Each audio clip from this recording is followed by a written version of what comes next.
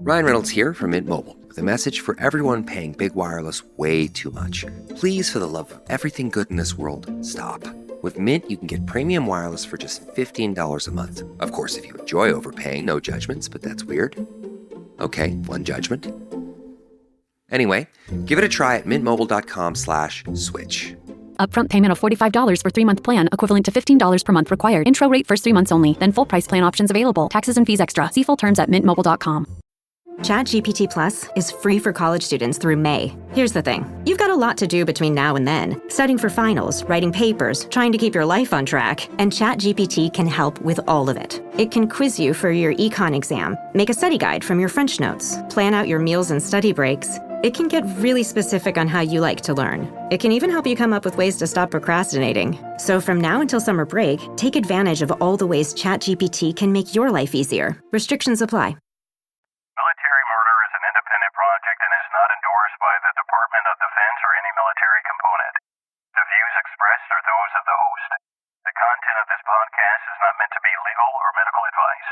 Warning, this episode contains graphic details of murder and is not suitable for young listeners. Listener discretion is advised.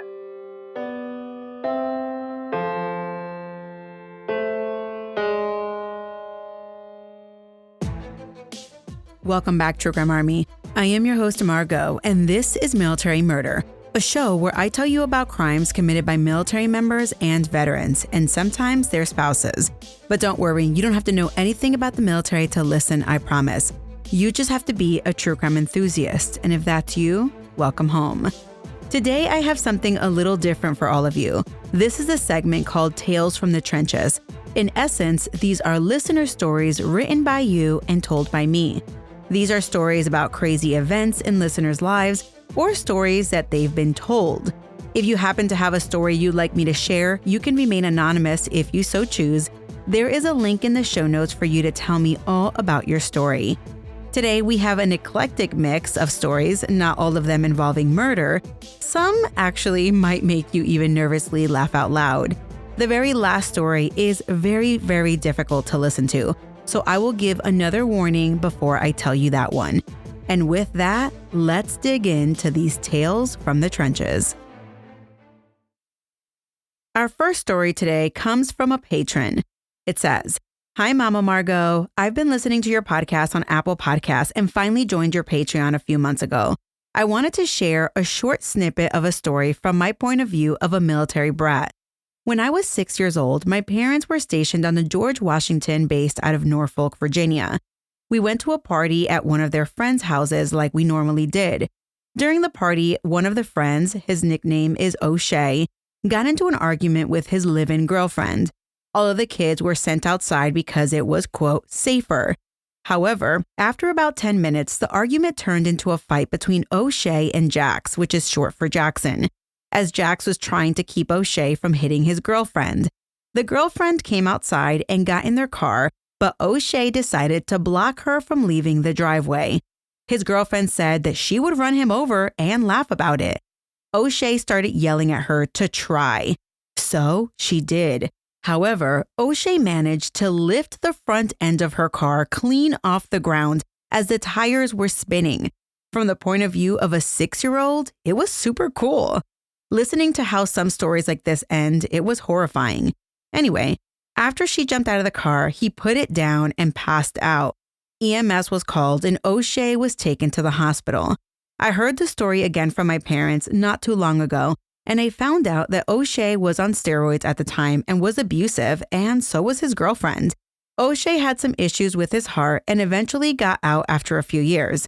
Break. Now this is me, Margot, talking. I'm assuming she means he got out of the military. Okay, back to the story. The girlfriend broke up with him and eventually she did hit him with the car. I know it's not funny, but we all laugh a little. From the last update we got pre-COVID, O'Shea is doing great now and the girlfriend hasn't been heard from since. I have other stories from my parents, but I found this one to be the most dramatic where no one got injured too bad. All right, that's the end of that listener tale, but I'm like, what is going on here? So of course, after reading the story, I had a few follow-up questions, and this is the response that I got from the patron. And this is what the patron said. No, you don't have to change any names since we always use nicknames. So at one point, I asked my patron if what she meant about her hitting the guy with the car. And she said, quote, she did hit him with the car during an argument after this one. He only walked away with some bruises. Of course, I asked her, did he actually lift the car and pass out? And the response was yes. As soon as he dropped the car, his adrenaline wore off and he passed out almost instantly in the driveway. I guess I would too. A car is pretty heavy. More details about this story as told by the patron. They lived in a 2-story house on base. O'Shea was a mechanic for the planes on the ship. Jax worked on the flight deck with my dad, and my mom was a mutual friend who worked in admin and in the brig. So they were all on the same carrier together. O'Shea is about 6 foot 3 inches tall and built similar to Mr. T. Jax is about 5'8" and is very slim. The girlfriend, I can't remember her name, was very Jersey girl-like. She always wore high heels, mini skirts, and super bright makeup and big hair. All right. So that's the end of that crazy listener tale. I've never heard of a real life story where someone lifts a car. So interesting.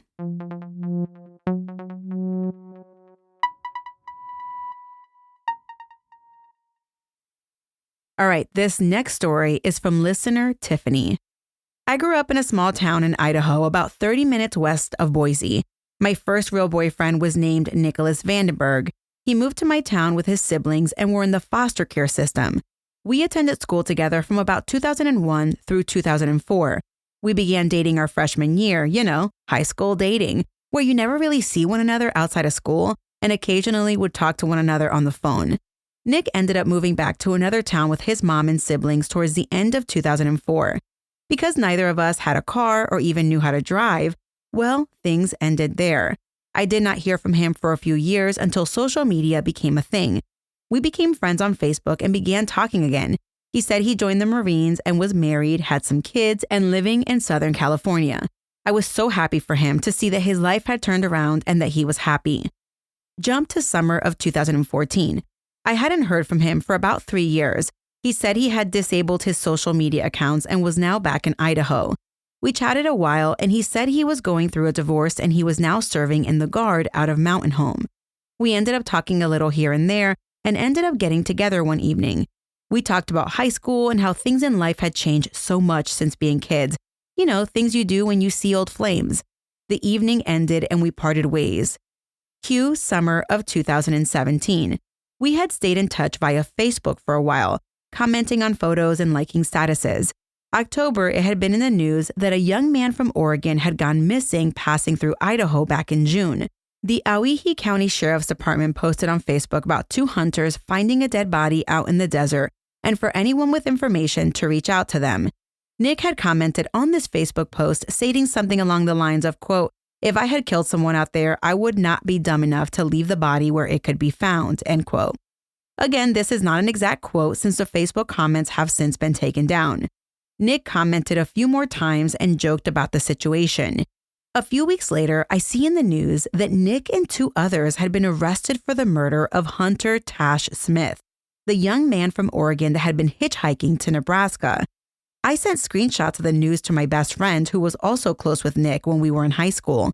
We both could not believe what we were reading. Nick of all people, and the fact that he commented on the news post. It turns out Nick had shot Hunter at close range in the upper torso and face head with a .45 caliber pistol. Then he and 2 others dragged the body to a ditch and burned his clothes. Nick was arrested and his trial was very quiet. There was not a lot of news coverage or anything about it. The county it happened in is huge in land but small in population, mostly desert and nothing. I think that may have had something to do with the lack of news coverage. As it turned out, Nick and the other 2 were found guilty in 2019 and are currently serving their sentences. Okay, so that was it for the listener tale. So Tiffany did include a link with some more information, and here is what I gathered from that news article. Hunter Tash Smith was only 18 years old and had a daughter at the time. He was hitchhiking from Junction City, Oregon in June of 2017. Hunter wasn't reported missing until August that year, when someone contacted his mom to let her know that she hadn't heard from Hunter in a while. Sadly, it wouldn't be until late October when Hunter's body was found in the desert. As reported by the Idaho Press, the 3 people responsible for Hunter's death were Nicholas Vandenberg, Montana Reed and Willie Raby. They killed Hunter on June 22nd. As Tiffany stated, Nicholas was in fact the shooter. The three were sentenced as follows. Willie Raby ultimately pled guilty to accessory to murder, destroying evidence, and failing to report a death, and he was sentenced to 26 years. He will be eligible for parole after serving 11 years. Montana Reed pled guilty to criminal conspiracy and failing to report a death. She was sentenced to 15 years and will be eligible for parole after serving 5 years. Nicholas Vandenberg pled guilty to first-degree murder, destroying and concealing evidence, and use of a deadly weapon in criminal conspiracy, and he was ultimately sentenced to 30 years to life in prison. He will be eligible for parole after completing 30 years.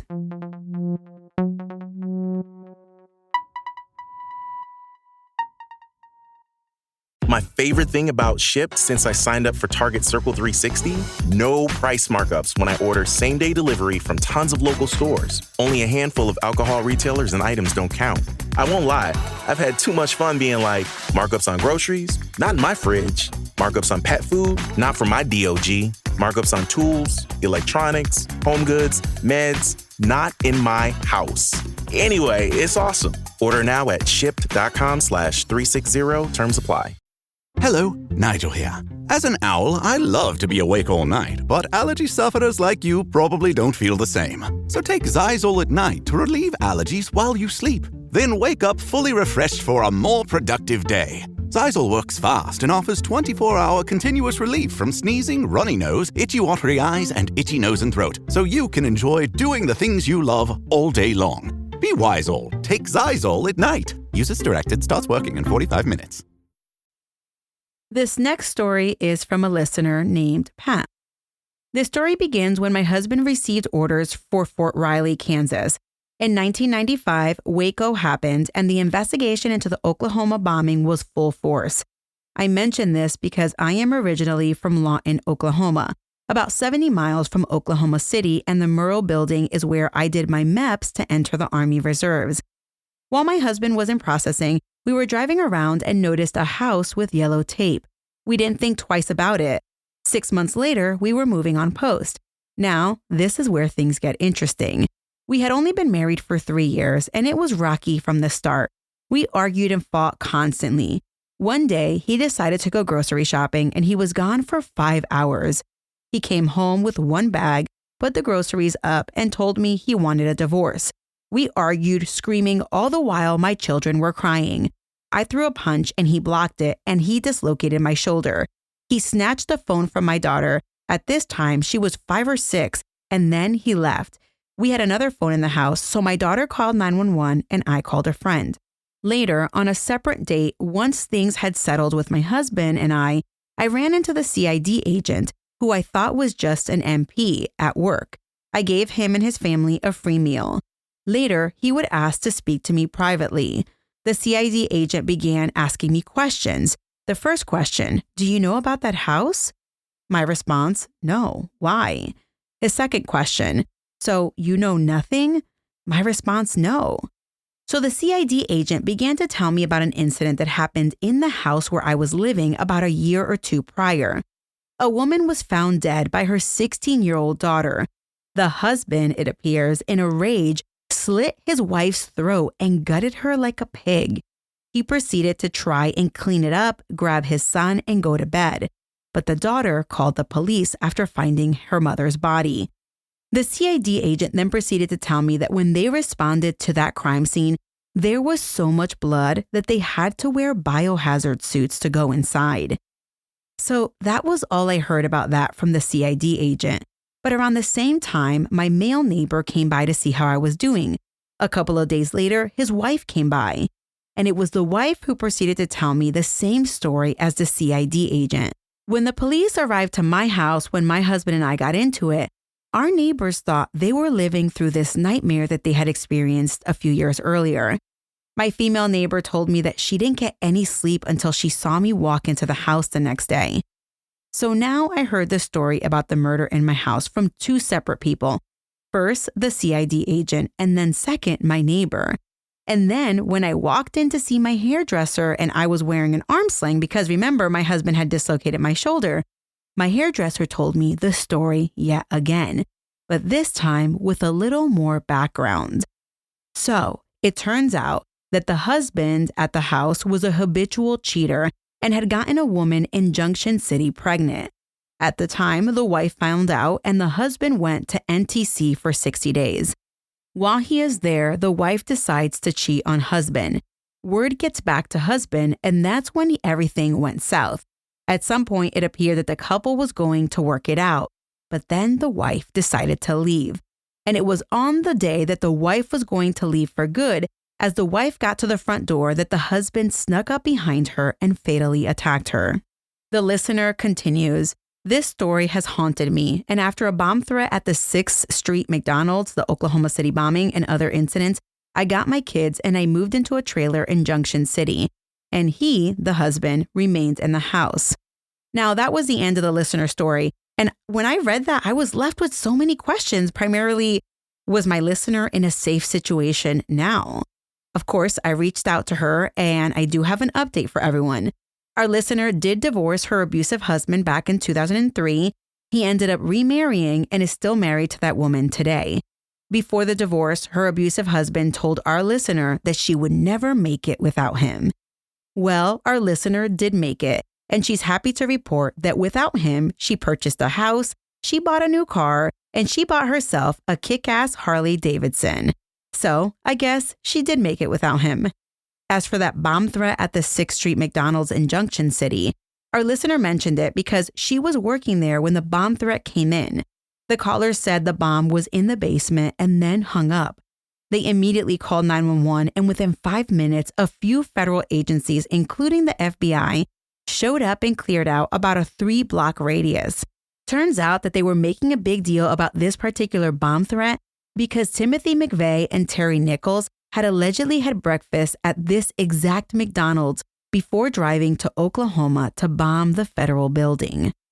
So with that listener story, I attempted to find out more about that Fort Riley soldier who killed his wife on base in the early 1990s. And this is what I found out. So my listener, when she first reached out to me with the story, she was like, I hope you can find more information about this. So this is what I found.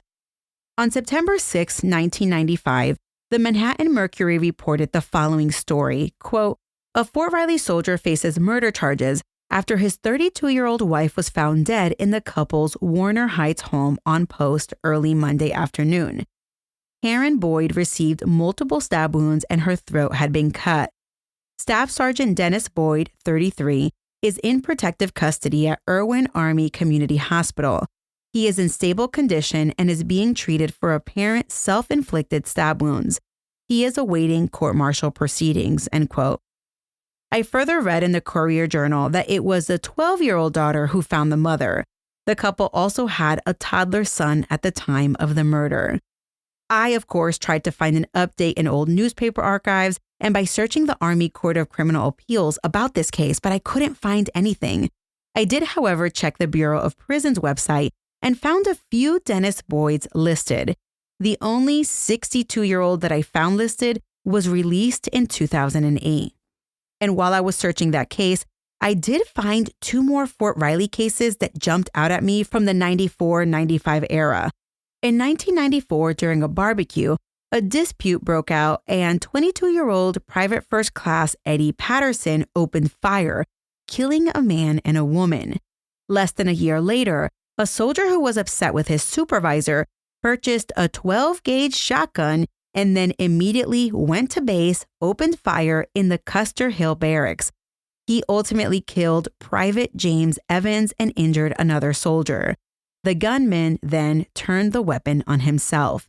The AP News reported that the supervisor who was initially the likely target was uninjured and that supervisor had tried to warn others about this soldier. Yikes.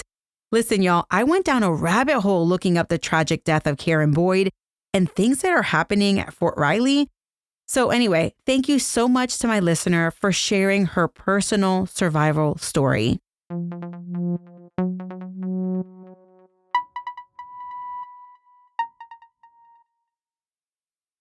This next case is truly heartbreaking and one that I have heard one too many times in similarity. I had never heard about this case, but I have heard about similar cases. Michael Mitchell Sr. wrote as follows, quote, I would like to let everyone know how my son, Specialist Mitchell, was treated while serving at Fort Drum in New York. 2019 was the first time my son had episodes of syncope and collapse due to a failing heart. Fort Drum really didn't care about it and was also giving my son rescue inhalers, which are bad for heart conditions. Fort Drum took their sweet time seeking help and barely did that, while my son was basically suffering every day and forced to work ridiculous hours. We now know my son was fighting for his life for 2 years, not being able to breathe properly daily with chest pains and swelling. Finally, in 2021, he was referred to a civilian specialist after being put on basically a dead man's profile, and still Fort Drum weren't doing the things authorized by physicians. Well, my son ran out of time and was found deceased on November 10th, 2021, 2 months from being out of the military. My son was found 8 hours later in a grotesque manner and was only found because he didn't report to formation. Specialist Mitchell was the kindest person anyone could meet, and to be treated like that by the country he served is outrageous. I would like to say this to Fort Drum. I can't believe you let this happen to our loved one, my son, your soldier, and you haven't seen the last of me. Deeply hurt father, Michael Mitchell Sr. So that was it for the listener tale. I would just like to offer my deepest condolences to Mr. Mitchell. I cannot imagine the pain that you're going through the loss of a son. I hope that you are able to ultimately get justice. True Crime Army, discussions of medical malpractice in the military are huge right now, primarily as many advocates seek to overturn the Ferry's Doctrine, which seems antiquated. A quick recap. The Ferry's Doctrine, as it is known, is the result of a 1950s Supreme Court case that in essence ruled that the United States cannot be held liable under the Federal Tort Claims Act for injuries to service members caused by negligent acts of others in the military. So, for example, you go in for heart surgery and they amputate your right leg. The government is not liable, that type of stuff. So it does appear that the tides are turning, but not quickly enough.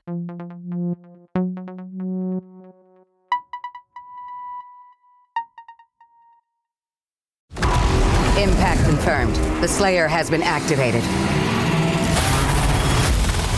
Demonic threat level increasing. Hold the line! All the power of hell cowering before one man. id Software presents Doom, The Dark Ages. Available now on Xbox Series X and S, PlayStation 5, and PC. Rated M for mature. Parents of tweens, if you're familiar with far-off drop-offs... Dad, stop, right here. Or get DMs about what's for dinner, you may be experiencing tween milestones. For your son or daughter, these can start at age 9. HPV vaccination, a type of cancer prevention against certain HPV-related cancers, can start then too. For most, HPV clears on its own. But for those who don't clear the virus, it can cause certain cancers later in life. Embrace this phase. Help protect them in the next. Ask their doctor today about HPV vaccination. Brought to you by Merck. This next story comes from a longtime patron of the show, Katie. She wrote to me, quote, I was getting ready for my first deployment and had to go to the medical clinic for all my pre-deployment medical appointments. While I was there, I realized I had to reschedule my dental appointment. So I go to the dental clinic and no one is in the reception. So I go to the window and give my last name and last four and get it rescheduled. I'm in my blues with my jacket on, so my name isn't showing. And as I leave, a dental tech I don't know who is wearing scrubs and a mask walks by. I smile like I typically would to acknowledge someone and continue on my way leaving the clinic. A half hour goes by when I get a text message from a random number saying hi and asking how I am. I assume it's a friend who got a new number and is playing games with me, and I answer a couple of questions trying to figure out who it is.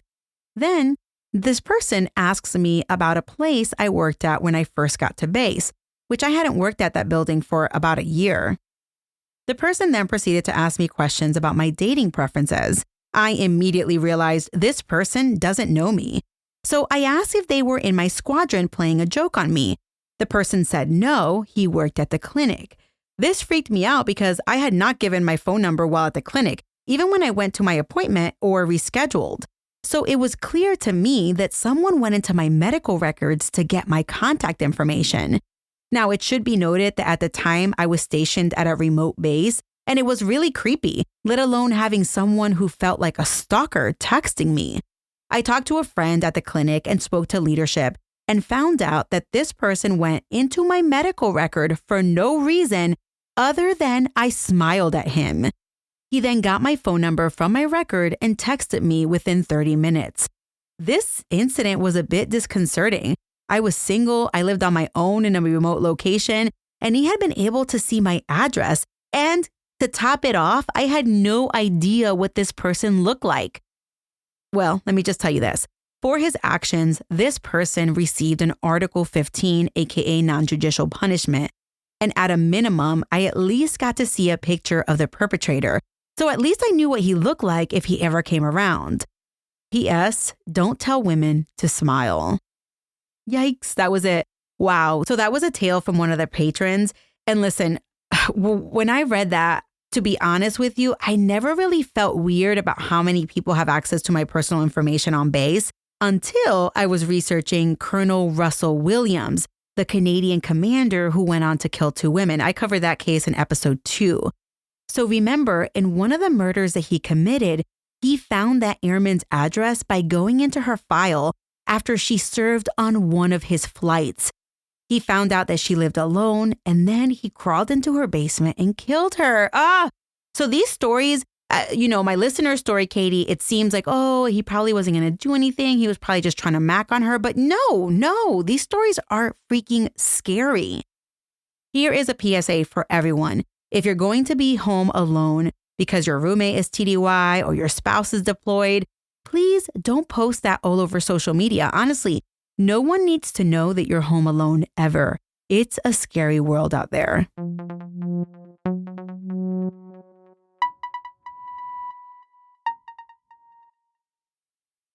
All right, this next listener tale involves murder and children. So please feel free to stop listening right now, as this is the last listener tale of the day. And to be quite honest, this story made me absolutely sick to my stomach. You have been warned. Our listener wrote, April 8th, 2008 will always haunt me. On that day, while in the leasing office in Norfolk, right outside Gate 4, I received several calls from residents complaining of an odor that smelled like death.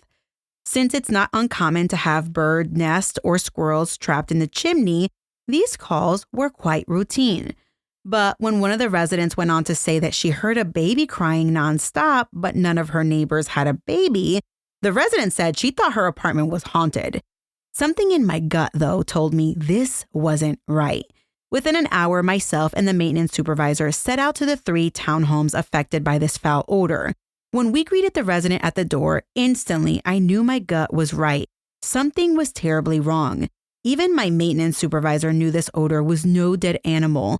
It was far worse. While standing outside the next home of a new military couple that just moved in, we took deep breaths, knocked on the door. No answer. So we announced that we were coming in. I inserted the key, and when the door opened, we both vomited in the bushes. The odor wasn't just death. It was piles of dirty diapers, spoiled food, trash as far as you could see. But wait, when this couple moved in, they never said they had children, nor did any neighbors or staff see kids. Why the dirty diapers? Are they babysitting? What is going on? So we hold our breaths and take the stairs slowly, stepping over trash as the odor is getting worse. I'm trying not to gag, and then our hearts dropped at the sight we saw. I ordered my maintenance supervisor to call 911 immediately and told him not to touch anything. I leaned into the crib and I saw 2 babies dead, or so I thought. We step outside and wait for police and EMTs to arrive. Once first responders arrive, they quickly go inside. While I'm outside giving a statement, 2 EMTs come out vomiting and crying into the same bushes that I used a short time ago. Then I hear the radio.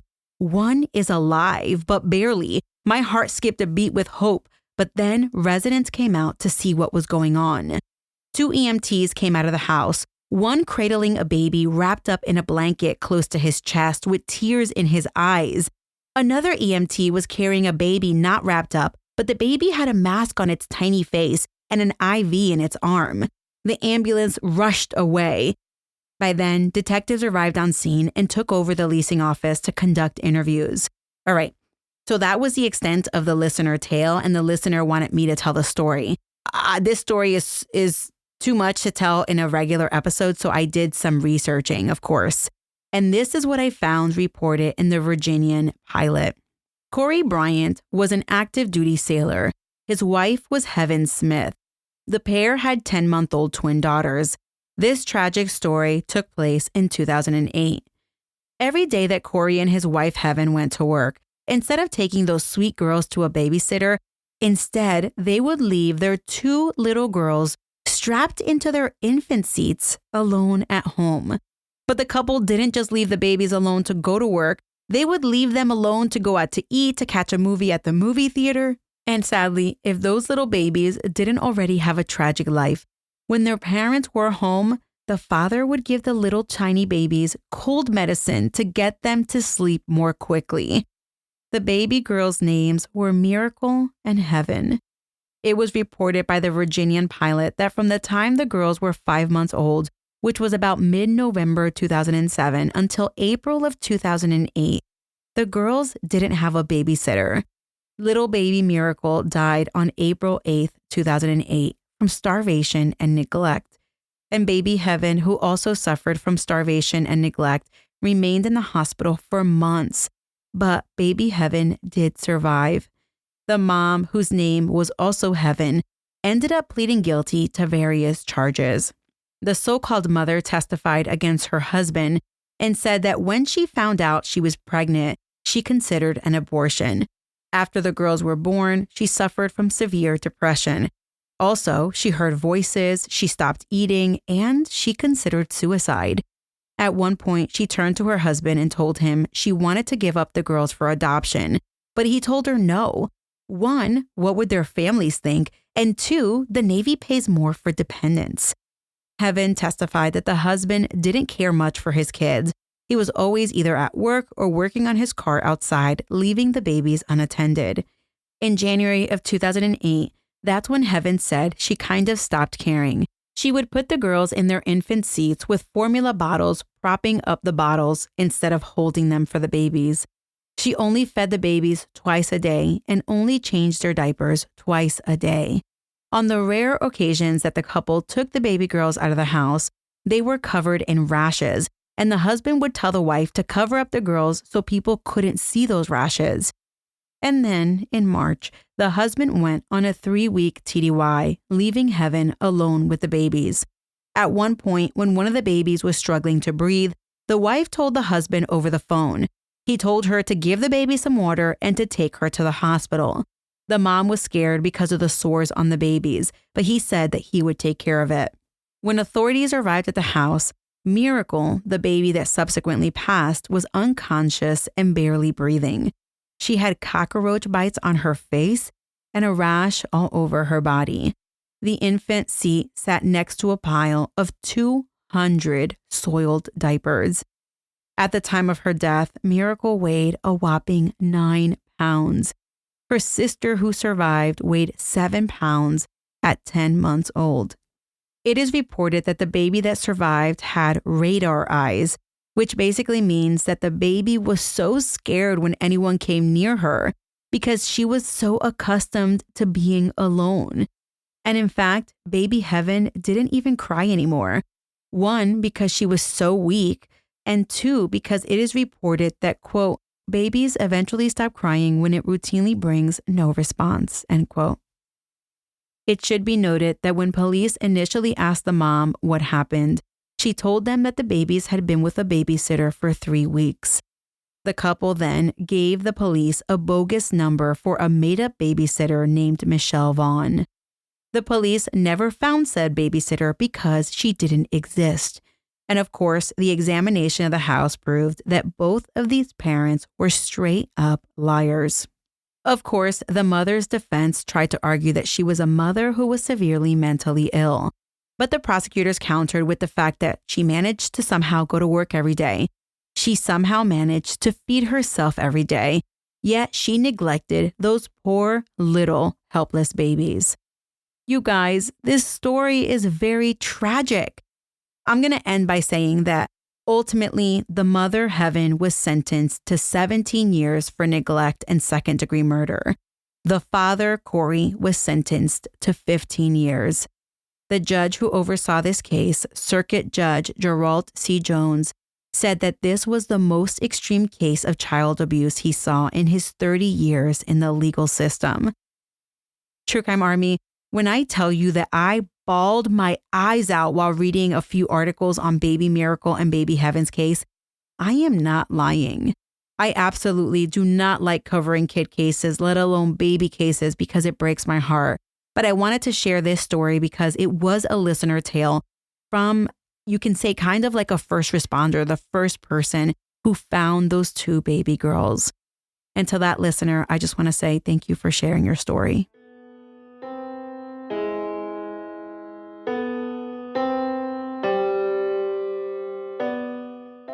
I am so sorry, True Crime Army, to leave everyone on the most tragic note ever. With that, if you do have a listener tale that you want to share with the rest of the True Crime Army, please be sure to fill out that Google form I set up specifically for these episodes. I know that you all have some crazy ass stories. For example, next time I'll bring you the story about how one full-bird colonel got his colonel buddy to take a paternity test for him to get out of increased child support payments. And let's just say this person ended up doing some jail time.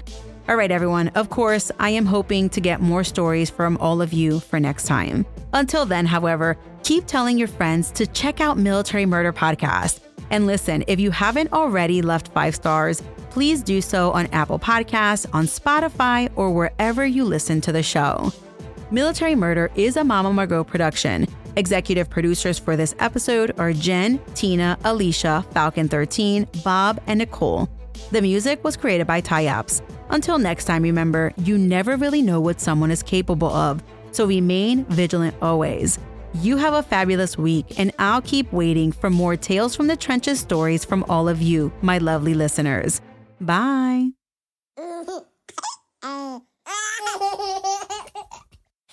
Mama's working on her podcast. I don't want to.